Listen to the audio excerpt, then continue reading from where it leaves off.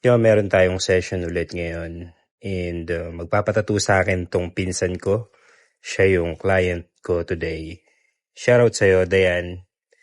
Matagal lang nag-i-inquire sa akin tong pinsan ko kaso hindi kami nakakahanap ng schedule before. So, ngayon, naisingit naman namin siya kaya ginawa na namin tong design niya.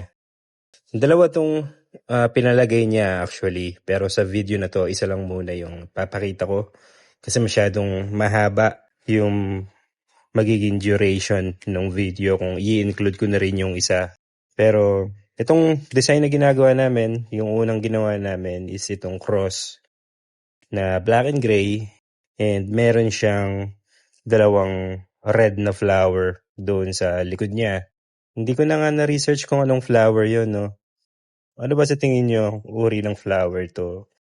Ito kasing pinsan ko, nasabi niya sa akin, nagustuhan niya lang yung designs na pinagawa niya sa akin that day. And wala naman talagang meaning.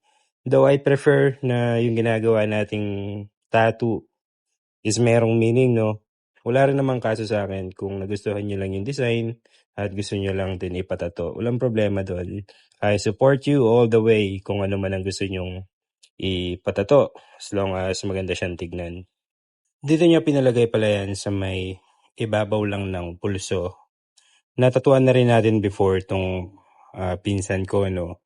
And yung sleeve naman niya, wala namang nakaplanong tema kung ano yung gusto niyang maging result ng sleeve niya later on. Ang nangyayari, pag meron siyang nagustuhang design, at saka niya yun ipapalagay.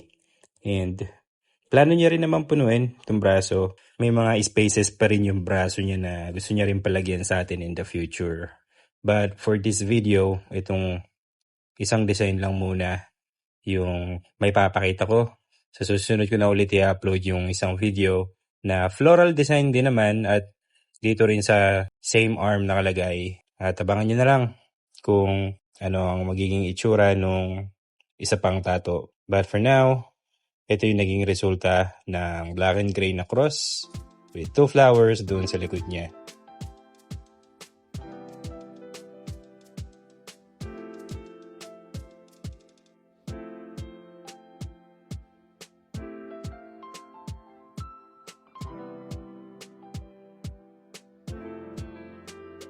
Sa mga gustong mag-book and mag-inquire, PM nyo lang yung Bonnie Artworks. And please like and follow for more. Magandang araw po sa lahat.